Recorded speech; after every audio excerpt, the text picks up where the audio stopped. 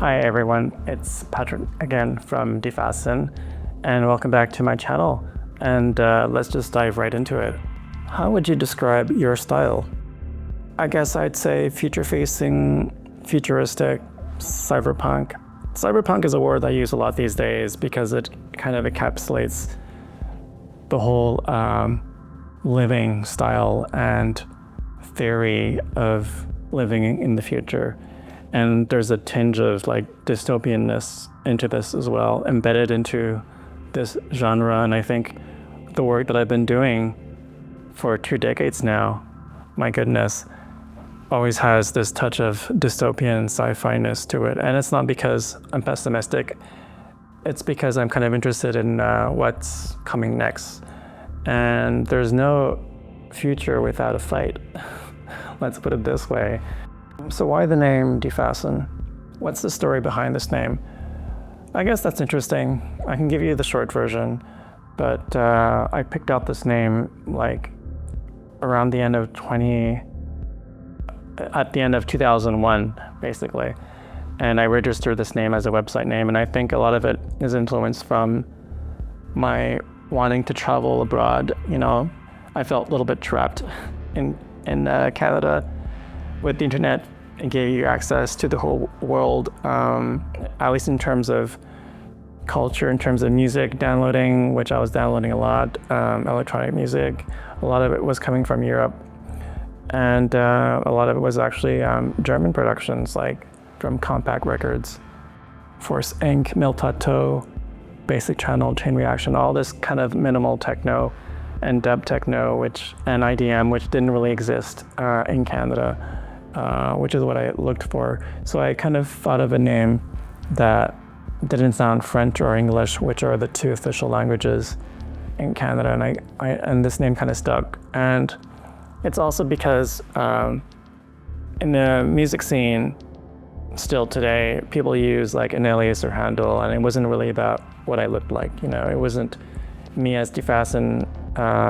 It's just like it's a conceptual idea of what I like to do or what I envision as an artist as well. So I think a lot of artists could relate with that. We all, in some ways, even though I'm doing this video series to kind of bridge my art and who I am, maybe I've kind of come full circle with this identity as well too.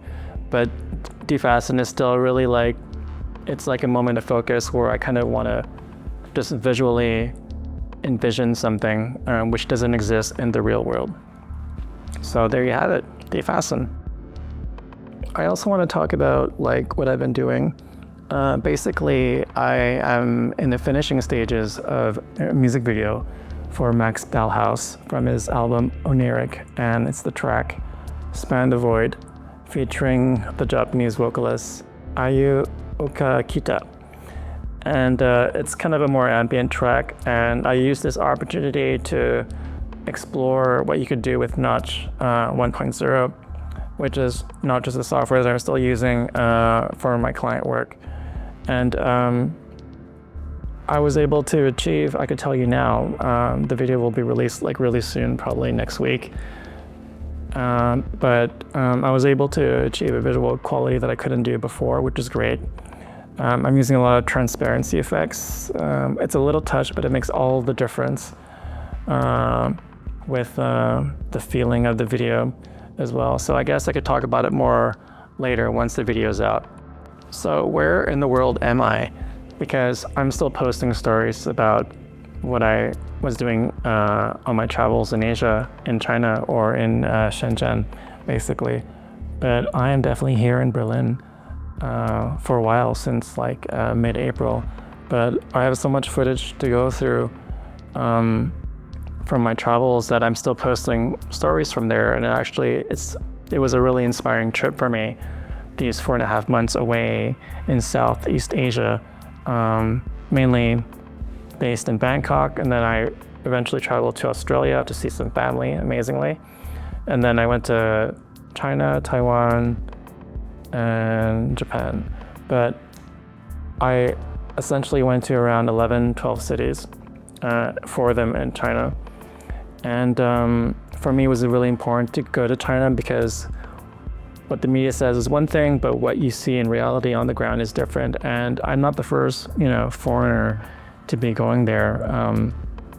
There's lots of younger people in their 20s talking about their experiences, Americans, Europeans, Australians too, who are in China documenting their experience. And it's basically, in summary, it's very eye-opening, and it feels like the future.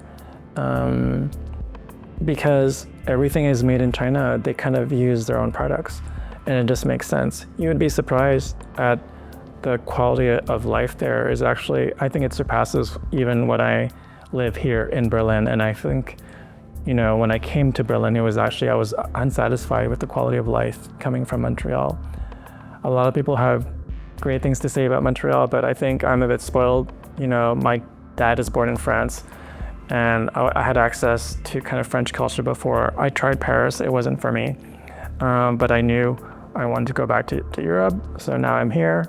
But now I think really a lot of people go to Japan because they have a lot of soft power, a lot of people know them, but I think China is kind of like still uncharted waters, or like a new frontier for a lot of people, and it's kind of an acquired taste. You really have to want to go there.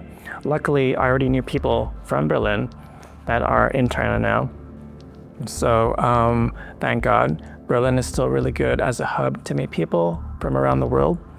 And then thanks to this network, I could travel around to these cities in China and in Japan and also Taiwan and Bangkok and meet people through my connections in Berlin.